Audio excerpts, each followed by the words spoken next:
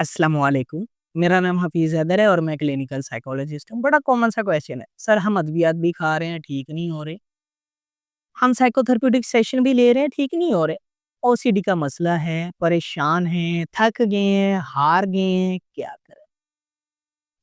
Expert psychologist کے پاس چلے گئے، ایکسپرٹ جو ہے سائیکیٹرسٹ کے پاس چلے گئے، مسئلہ وہیں کا وہیں ہے، مسئلہ جو کا تو ہے، مسئلہ نہیں بدل رہا، بیماری بڑھتی جا رہی ہے، معاملات خراب ہوتے جا رہے ہیں، زندگی اجیرن بن گئی ہے، پریشانی حد سے زیادہ بڑھ گئی ہے، کیا کریں؟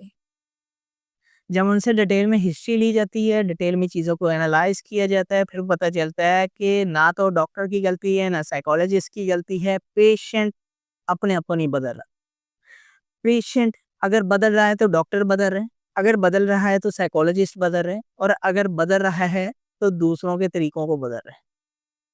خود وہی پرانا طریقہ جو بیماری والا ہے اڈیپٹ کر کے رکھا ہوا ہے اور اسی کے مطابق زندگی گزار رہے ہیں، تو ایسے او سی ڈی ٹھیک نہیں ہونے والی۔ یاد رکھیں، وہ او سی ڈی ٹھیک نہیں ہونی ہے آپ کی۔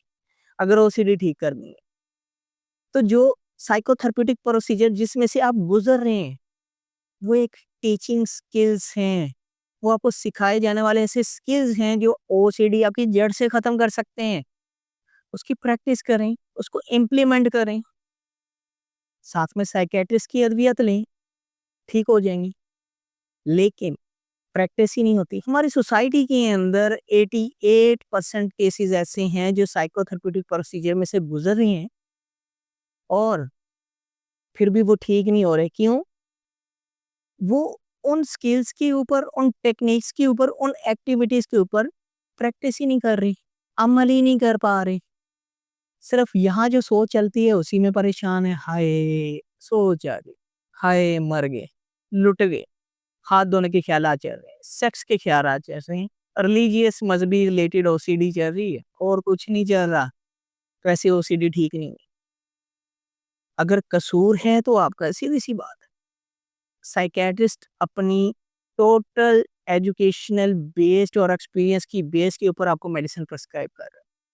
جو سمٹمز آپ کو بتاتے ہیں، آپ ان کو بتاتے ہیں، ان کے مطابق آپ کو ادویات پرسکرائب کر رہا ہے اور بہت اچھی پرسکرائب کر رہا ہے۔ سائیکالوجسٹ آپ کے اوپر جو محنت کر رہا ہے، بہت اچھی محنت کر رہا ہے، لیکن آپ کیا کر رہے ہیں؟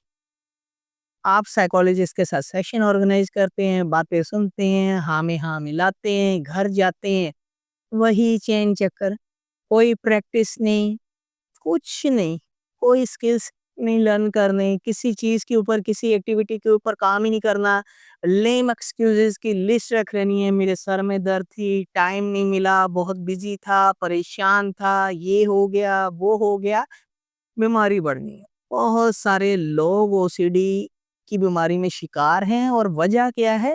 یہی وجہ ہے کہ ٹریٹمنٹ لینے کے باوجود ٹھیک کیوں نہیں ہو رہے؟ وہ سکلز کو پریکٹیکلی امپلیمنٹ نہیں کر پا رہے۔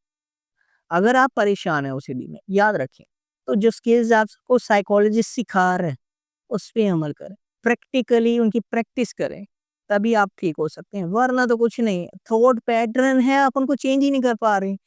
بہت سارے پیشنٹ جو انیشیل ٹاسک ہی نہیں کر پاتے، یقین کریں اس کی پریکٹس ہی نہیں کر پاتے، تو آگے انہوں نے تھاٹس کو کیسے چینج کرنا ہے؟ وہ صرف آتے ہیں سیشن کے دوران موٹیویٹ ہوتے ہیں اور کچھ بھی نہیں۔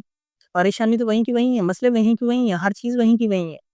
تو خدایا اپنے آپ کو بدلیں۔ ڈاکٹر بدلنے سے، سائیکالوجسٹ بدلنے سے کچھ نہیں ہونا، یقین کریں کچھ نہیں ہونا، بیماری بڑھنی ہے۔